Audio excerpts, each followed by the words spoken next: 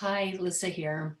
So today I want to talk about what I call the four seductions of coaching. And these are really places where coaches can get hooked.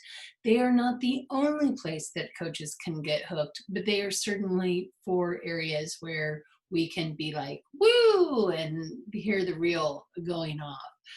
The first seduction is the seduction of assumption. I'm a very intuitive person, as many coaches are. We can listen to the conversation that we're having with a client and have a gut instinct that we understand what the topic is.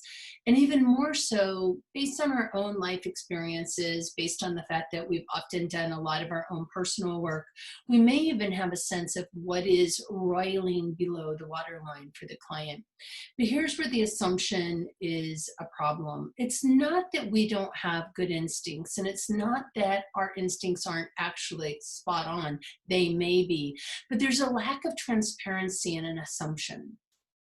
What I mean by this is I may have the assumption that as the client is talking about a situation, difficult conversation that they're having, I may have an assumption that there's a deeper underlying situation that they're struggling with that may have to do with not feeling confident and having difficult conversations. If I run with the assumption that that's what it means, I may steer our conversation in ways that are not useful to the client. So it is important that what we do when we have one of these instincts show up is not be seduced by our assumption, but rather ask the client, this is what I'm noticing as you're talking. I don't know, when you hear that, how does that land on you? Or how does that resonate with the situation that you find yourself in? It may be a way of helping the client get below their own waterline, but we need to allow them to name it for themselves and assume nothing. The second seduction is the seduction of expertise. And this is one of my favorites. I see this all the time when I'm doing mentor coaching. And it is the sense of, as we're listening to somebody, we have a sense that what we know, we need to share with them. And it takes us out of the coaching in a couple of ways. There's nothing wrong with giving somebody a tool. But in coaching, what we want to do is make sure that we are asking permission before we just dive in and start telling somebody what they need to do. There's a sense of a hierarchy. When I think I know what you need, and I come into the conversation and I say, hey, as we're talking and you're telling me all this stuff, let me tell you what I think will solve this problem. Let's do this, or let's explore that. What's happening is I'm taking control of the conversation and I'm directing us where I think we should go for your benefit. And that is a really interesting place to get to in a coaching conversation, because one of the things that you may notice when you find yourself in these situations and you're the one doing the talking is that your clients will stop talking almost altogether. You will start to get one word responses to things that you're saying. And here's the difficulty. They start to shut down because our worlds are filled with people full of advice. We can be told what to do 6 ways to Sunday from most of the people that we know.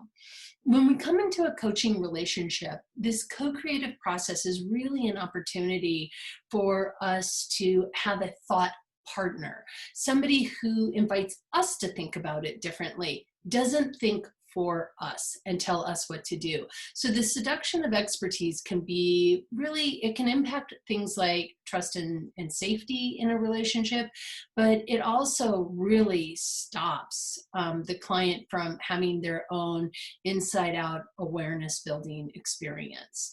And it shows up as giving advice or sharing our opinions about things, all places where we might get hooked.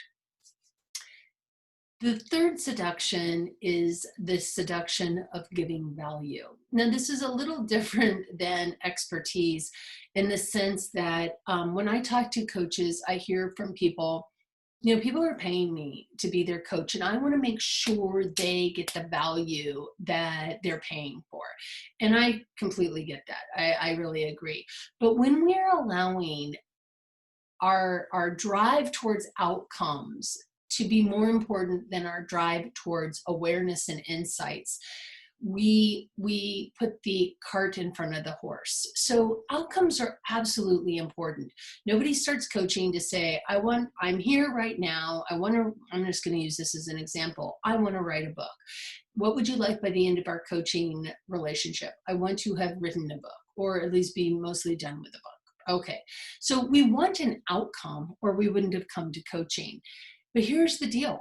Most of us know in order to write a book, you need to stand in front of a piece of paper and write on it. So there is a sense of, I know what I need to do in order to write the book. What needs to happen is, what's getting in the way of me actually doing that? Because I know fundamentally what I need to do as the client. I need support in looking at what are my blockers, what is driving my procrastination, what is driving my distraction, what are driving these behaviors that stop me from moving towards my goal. And that is a really key thing. So if we're driving only towards outcomes with our clients, we can get very situationally focused, like, you need to do this, you need to do that, you need to do the other thing. And we miss this opportunity where the client really gets to explore, what are the factors going on inside of them that stop them from making their own goal, which is crucial. And I talk about the iceberg theory. I've talked about it in other places. You've heard it. This isn't a new theory. But again, it is what we see at the tip of the iceberg. The actions and the results of those actions are just the tip of the iceberg. It is the capacity to get below the waterline, to really explore those things that are below the waterline that make up the bulk of the iceberg that we need to get to in coaching.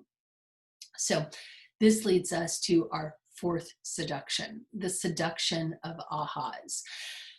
AHAs are the most wonderful thing that you get when you're coaching, when your client is, and you are having this really important conversation, and they're like, ding, ding, ding, ding, ding, and lights go off in their mind, and they have this epiphany and make connections, and they not only have created the dots, they've connected them all, and it is an amazing moment. But what happens is, if that becomes our focus, every session we have, we want that client to have an aha. It leads to a couple different things. The first thing is, it can really lead to burnout for the coach, because that is a performance, that is about performance. I need to perform for you. I'm going to have to do whatever it takes in order for you to get ahas.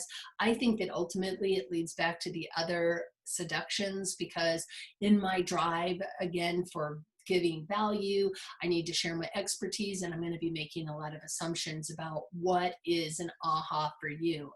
And so it's a place for us to get really curious as coaches about, how do we invite the client to develop their own ahas, and how do we as coaches learn how to ask questions in such an open-handed way that the client can make sense of it however they need to, and then ask them how those things correlate and connect to the things that are important to them, that are also between where they are now and where they want to go.